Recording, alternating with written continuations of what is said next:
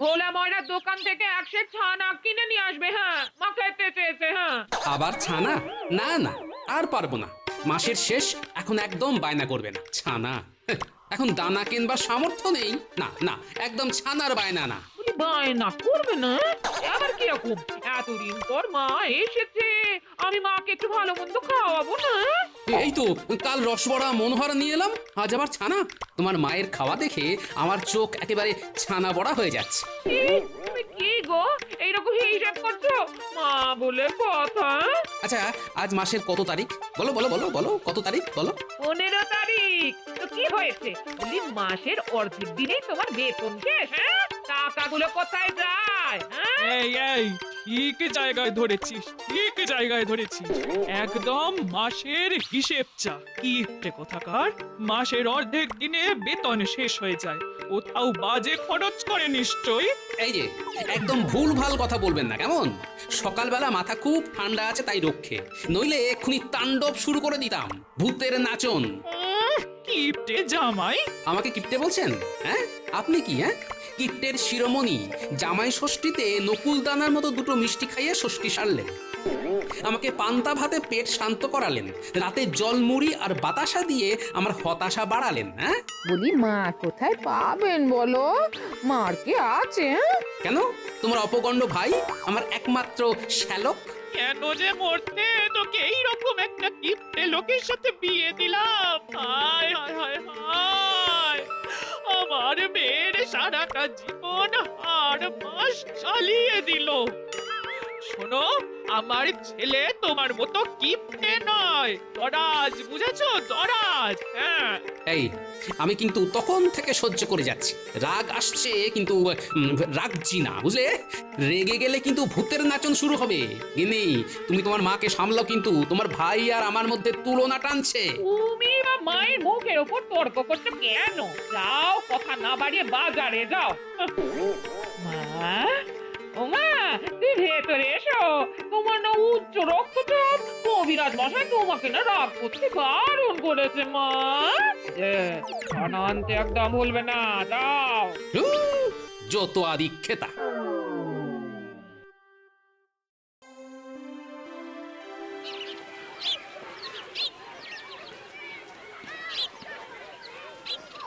কি গো, ফুলকপি কত করে?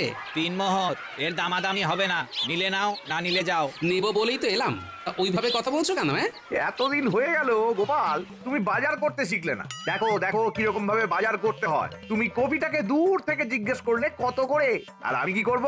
সোজা তুলে নেবো, বলবো ঠিক করে বল কত দেবো, উত্তর আসবে 3 মোহর। আর আমি কি করব?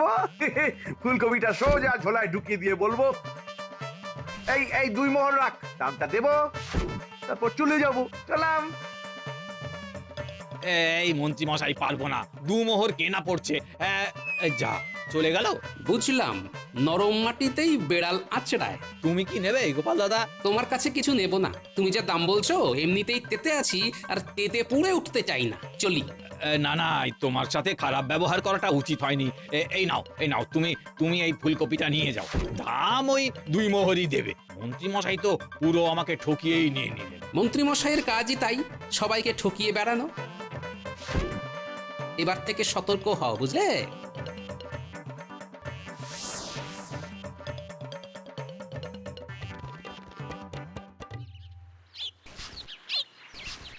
গিন্নি, এই নাও, বাজারে এনেছি, তাড়াতাড়ি ভাত বসাও দেখি, আমি স্নান সেরে আসছি। এই কি কি কি কি এনেছো? দেখি দেখি দেখি। এই মায়ের জন্য ছানা এনেছো? হ্যাঁ, এনেছি, এই নাও নাও নাও, দেখে নাও কি কি আছে। এটা কি? কেন, চিনতে পারছো না? বেগুন। বলি এত সরু বেগুন তো আমি দেখিনি। তাই প্রশ্ন করছিলাম, কোথা থেকে এই সরু লিকলিকে বেগুনটাকে পেলে গো? হ্যাঁ? কই কই কই, দেখি দেখি বেগুনটা কিরকম। ও ও মা গো, এটা নাকি বেগুন? হ্যাঁ গো জামাই, তুমি কি বাজার করতে জানো না? কেন জানবো না? বিয়ের পর থেকে আমার বাড়ির বাজার কে করে দিয়েছে? আমার শ্যালক। এই, আমার ছেলের কথা একদম তুলবে না। ও আমার সোনার চাঁদ ছেলে। হ্যাঁ, বাজারে গিয়ে এই রকম বাদুর তো সব বেগুন আনেনি কোনোদিন। হয়েছে হয়েছে, অনেক হয়েছে। আপনার ছেলের কীর্তি কাহিনী না বলাই ভালো। ওই তো জামাই ষষ্ঠীর দিন দেখলাম ছোট ছোট নকুলদানার মতো সন্দেশ, টোকো আম। এই দেখুন ফুলকপিটা দেখেছেন? আপনার দিকে চেয়ে হাসছে। ঘটা গোপাল দাদার ঘরে যুদ্ধ চলছে। চুপ, শোন, মন দিয়ে শোন। এই দেখুন দেখুন দেখুন আলুগুলো দেখুন, হ্যাঁ কি চকচক করছে। আমি বাজারের সেরা জিনিসটা আনি, বুঝলেন? আর আপনারা ওই কিপটেদের মতো পিঁপড়ের পেছন টিপে টিপে মানুষকে খাওয়ান। এই ভালো হচ্ছে না বলে দিচ্ছি। তুমি তখন থেকে আমার মাকে যা নয় তাই বলে যাচ্ছ। তোকে দেখে আমার বুক ফেটে যাচ্ছে। তোর বাবা তোর হাত পা বেঁধে নদীর জলে ফেলে দিয়েছে। হ্যাঁ, শুনুন, আমার শ্বশুর মশাইয়ের মতো বিচক্ষণ মানুষ খুব কম ছিলেন। উনি আমাকে একদিন বলেছিলেন, বাবা আমার মেয়েটা একদম আমার মতো হয়েছে, তাই আমি তোমার হাতে আমার নরম মনের মেয়েটাকে তুলে দিচ্ছি। খুব শ্বশুরের সুখ খ্যাতি হচ্ছে। পুড়ছে পুড়ছে, পোড়া পোড়া গন্ধ বেরোচ্ছে। বাবা আরো বলেছিলেন, আমার ছেলেটা একটা অলস, অকর্মণ্য, একদম ওর মায়ের দিকে গেছে। দেখছিস দেখছিস, আমাকে অলস অকর্মণ্য বলছে। তোর বাড়িতে এসে আমি কি রকম অপমানিত হচ্ছি। এই দেখুন, আবার আপনি আমার ঘাড়ে দোষ চাপাচ্ছেন। কথাটা তো আমি বলিনি মা, বলেছেন আমার বিচক্ষণ শ্বশুর মশাই। তিনি ত্রিকালজ্ঞ মহাপুরুষ ছিলেন, প্রাতঃস্মরণীয় ব্যক্তি। যা শোনার শুনে নিয়েছি। এই গিন্নি, এই তোমাদের সাথে কথা বলতে বলতে আমার স্নান করার দেরি হয়ে যাচ্ছে। আমি যাচ্ছি স্নান করতে, তুমি ভাত বাড়ো। আমি পারবো না। হ্যাঁ। ঠিক আছে, তোমাকে বাড়তে হবে না, আমি না খেয়েই যাব। কি আপনি খুশি তো শাশুড়ি মা? আমার ভর ভরন্ত সংসারে আগুন লাগিয়ে দিলেন তো? বেশ ভালো থাকুন।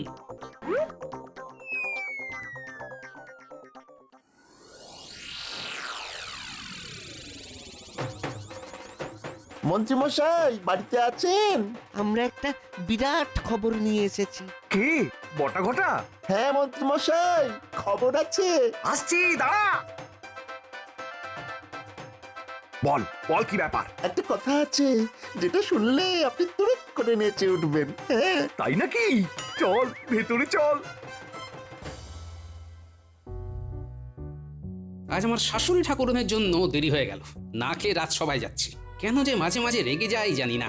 আমি তো জানি আমি খাইনি, আমার গিন্নিও খাবে না। কি গো গোপাল দাদা, নিজের মনে কি বিড়বিড় করছো? আর কি, ওই একটা প্রবাদ আছে না, ভাবিয়া করিও কাজ, করিয়া ভাবিও না। ওইটা মনে মনে চালিয়ে নিচ্ছি। কেন এই সময়ে আবার ওই প্রবাদটা নিয়ে পড়লে কেন? কি না ভেবে করলে তুমি? ওই যে সকালবেলা তোমার বউঠানের সাথে একটু ওই গোলমাল হয়ে গেল, ব্যাস গেলাম রেগে, চলে এলাম না খেয়ে। তার মানে তোমার আর বউঠানের দুজনের কারোর আর খাওয়া হবে না? সেটাই তো খুব মনে লাগছে গো। আরে দোষটা আমার গিন্নির না, দোষটা আমারও না। বাড়িতে কি তোমার শাশুড়ি এসেছে গোপাল দাদা? কি করে বুঝলে? আমরা একই পথের প্রতিজ্ঞ, দেখছো না? তাড়াতাড়ি দোকান বন্ধ করে বাড়ি যাচ্ছি। সাবধানে থাকিস ভাই। তুমিও সাবধানে থেকো, কথা বলো না। হ্যাঁ, জানবে বোবার শত্রু নেই।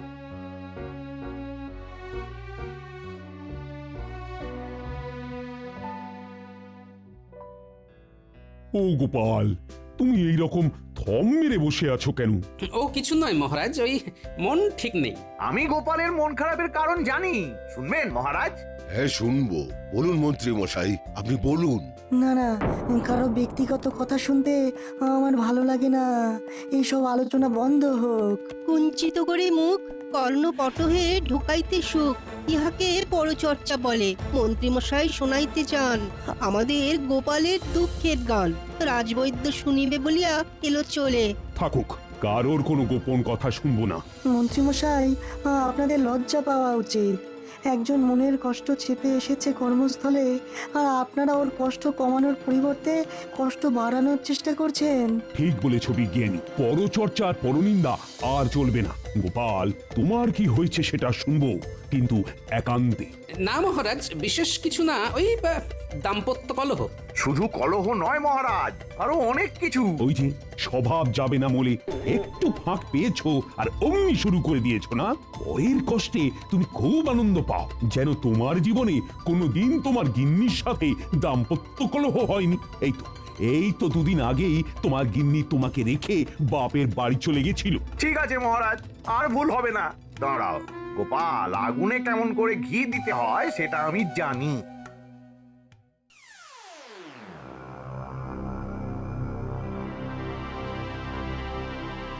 তোকে আর এই নরকে রাখবো না। আমি তোকে কালই আমার কাছে নিয়ে যাব। না না না না, কাল নয়, কাল নয়, আজই নিয়ে যাব। আজ। কি আজই? হ্যাঁ, সব গুছিয়ে নে দেখি, সব গুছিয়ে নে। আরে এটা হয় নাকি? কেন কেন হয় না শুনি? সব হয়। তুই যদি না যাস তাহলে বুঝবো তুই আমাকে ভালোবাসিস না। ঠিক আছে ঠিক আছে, তোমার জামাই আসুক, ওকে বলে আমি তোমার সাথে চলে যাব। হ্যাঁ, না বলে যাওয়াটা ঠিক ভালো দেখায় না গো। ঠিক আছে ঠিক আছে। আবার কি ঠিক আছে গিন্নি? কিচ্ছু ঠিক নেই বাছা, আমি তোমার আসার জন্যই অপেক্ষা করছিলাম। আমি আমার মেয়েকে নিয়ে চলে যাচ্ছি এইটে বলার জন্য। চলে যাচ্ছেন মানে? এই গিন্নি, তোমার মায়ে কি বলছেন? তোমাকে নিয়ে চলে যাচ্ছে মানেটা কি? মানেটা হলো আমি এখন থেকে মায়ের কাছে থাকবো। হ্যাঁ। ও, তুমি যাবে বলে পা বাড়িয়ে আছো? ঠিক আছে, যাও, কিছুদিন মায়ের কাছ থেকে ঘুরে এসো। কিছুদিন মানে আমি চিরদিনের জন্য নিয়ে যাচ্ছি, আর ফিরে আসবে না। ঠিক আছে, দেখা যাবে কে ফিরে আসে আর কে আসে না। আমার নাম গোপাল। যাও গিন্নি, যাও যাও।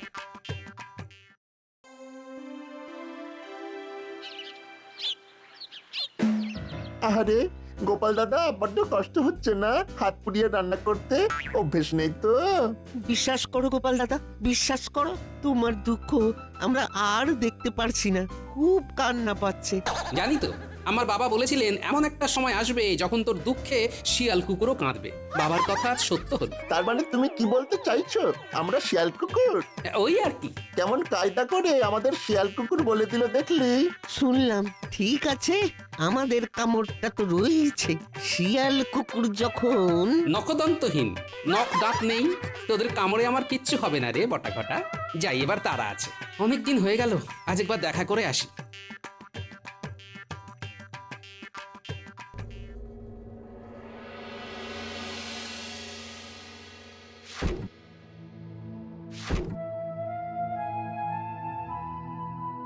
বলি কতদিন তো হয়ে গেল, একবার খোঁজ নিতে এলো না। কি রে, কি ভাবছিস? হ্যাঁ, জামাইয়ের কথা দেখলি তো কিরকম মানুষ, তোর খোঁজও নিল না। আমার ঘরের চৌহদ্দির মধ্যে দেখলে কিন্তু আমি দূর দূর করে তাড়িয়ে দেব, এই বলে দিলাম। হ্যাঁ, শোন মা, আমি একটু আসছি, তুই ঘরে থাক, আমি যাব আর আসবো। ওই 3 কড়িদের ওই জমিটা আমার খুব পছন্দ, ওটার দাম করতে যাচ্ছি।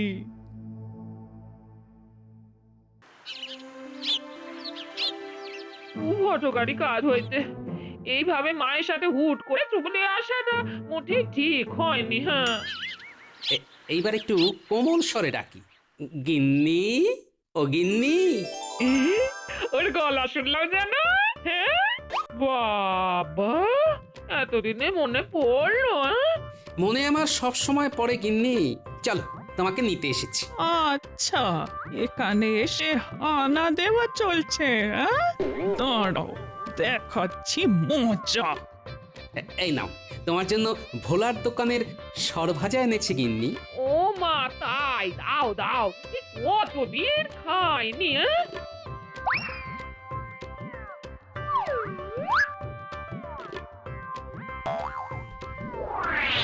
এবার তোমাকে রোজ সরভাজা, রসবড়া, ছানা বড়া খাওয়াবো।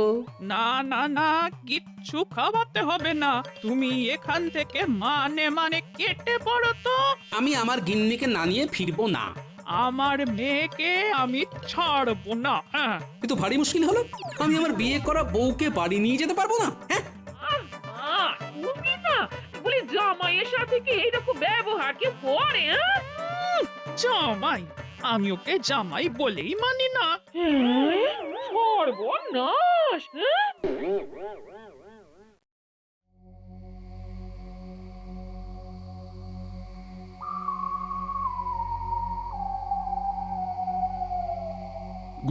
গোপালের কোনো খবর জানো? গোপালের জন্য তো ভীষণ চিন্তা হচ্ছে। মহারাজ, গোপাল মণিহারা ফণি হয়ে পথে পথে ঘুরে বেড়াচ্ছে। হ্যাঁ, মণিহারা ফণি। আহারে, তাহলে তো ওর খুব কষ্ট হচ্ছে। গোপাল বোধহয় আর স্বাভাবিক হবে না মহারাজ। আরে শুভ শুভ বলুন, শুভ শুভ বলুন। আমার বিশ্বাস গোপাল সব বিপদ কাটিয়ে আবার স্বমহিমায় ফিরবে। হ্যাঁ, সেগুড়ে বালি, এবার আমাকে মাঠে নামতে হবে আর সবার কাজ শেষ করে একবার গোপালের শাশুড়ির সাথে দেখা করে আসবো।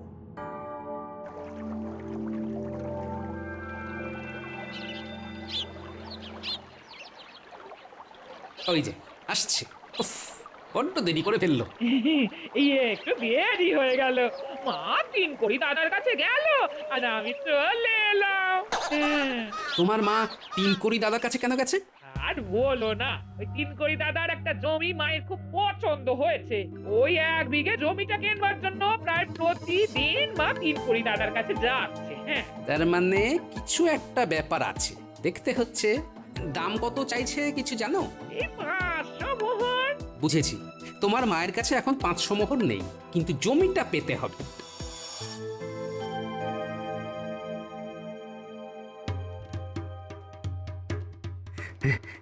এই একটা মোক্ষম সুযোগ এসেছে। এই এই সুযোগটা হারালে চলবে না। গোপাল এখন নেতানো মুড়ি, আর নদীর ঘাটে গোপাল আর গোপালের বউ। না, মণিকে ফণির কাছে আসতে দেওয়া চলবে না। বুড়িকে এক্ষুনি জানাতে হবে। যাই।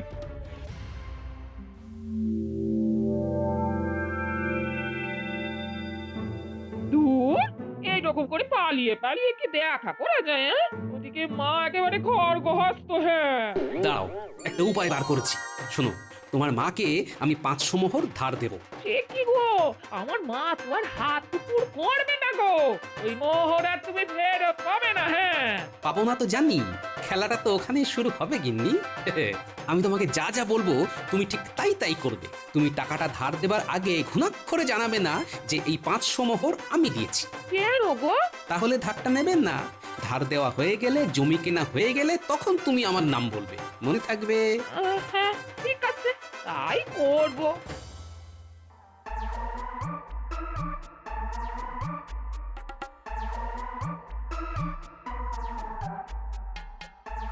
পায়ের ধুলো দিন মাসিমা। কে বাবা? তোমাকে তো চিনতে পারলাম না। আপনি আমাকে চিনতে পারেননি? না গো বাচ্চা, বয়স হয়েছে তো, চোখে বড় একটা দেখতে পাই না। আমি কৃষ্ণনগরের মন্ত্রী। এবারে চিনতে পেরেছেন? ও বাবা, তুমি? তুমি কত ভালো, গুরুজনদের ওপরে কত ভক্তি। আমার এই জামাইয়ের মতো না। আমার জামাই খুব বাজে, খুব বদমাস। হ্যাঁ, আরে আপনার জামাই মানে আমাদের গোপালকে তো দেখলাম নদীর ধারে বসে আছে আপনার মেয়ের সাথে। ওরে বাবা, বদমাস জামাই রে। তোরা দেখাচ্ছি মজা, এবার বুঝবে কত ধানে কত চাল।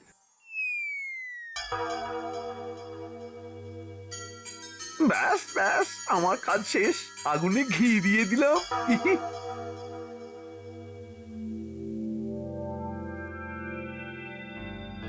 বুঝলে গিন্নি, তোমার অভাব প্রতি মুহূর্তে অনুভব করছি। আমিও জানো, তো কি করা যায়? তোমার মাকে টাকা ধার দেবো, এরপর দেখবে মজা। মজা এবার আমি দেখাবো তোমাকে বাচ্চা। তুমি তো খুব নির্লজ্জ দেখছি। এই এই তুমি যাবে না গ্রামের লোক ডাকবো? হ্যাঁ, যাচ্ছি যাচ্ছি যাচ্ছি।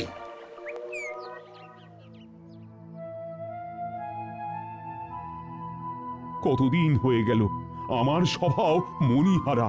গোপাল নেই। বিজ্ঞানী, তোমার সাথে এর মধ্যে কি দেখা হয়েছে? না মহারাজ, আমি আর সভাকবি তিনবার ওর বাড়িতে গিয়েছিলাম। ঘরে বিরাট তালা। হ্যাঁ, কোথায় গেল গোপাল? হায় রে মোদের কপাল।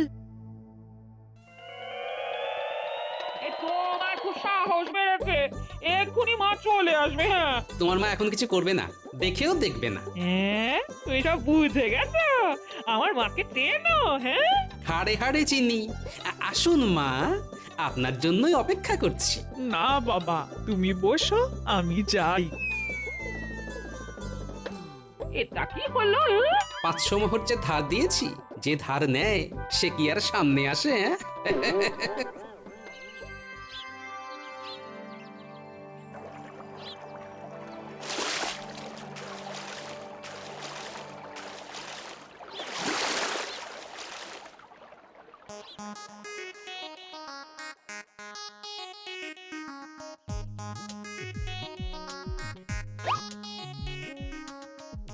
কি গিন্নি, কি বুঝলে? তোমার সাথে আমার যতবার দেখা হবে ঠিক ততবার আমাকে দেখেই শোধ দেবার ভয়ে পেছন ফিরে দৌড় দেবে। কিন্তু এবার আমাকে নিয়ে চলো। আজই আমি তোমাকে বাড়ি নিয়ে যাব। চলো, তোমার মায়ের সাথে দেখা করে আসি। মা আমাকে ছাড়বে? চলো না, দেখোই না কি হয়।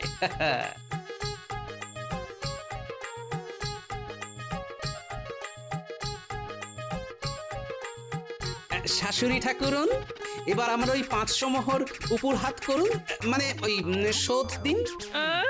আমার কাছে এই মুহূর্তে তো অত পয়সা নেই। তা বললে তো চলবে না, কিছু একটা দিতে হবে। শুনুন, আপনার মেয়েকে নিয়ে যাচ্ছি, আর আপনার ওই নতুন জমিটা আপনার মেয়েকে লিখে দিলেই ধার শোধ। ঠিক আছে, ঠিক আছে, তাই হবে। তাহলে চলো গিন্নি। আমরা আসি মা। আসি শাশুড়ি ঠাকুরন, 1 বিঘে জমি আর আপনার মেয়ে মানে আমার বউকে নিয়ে চললাম, কেমন?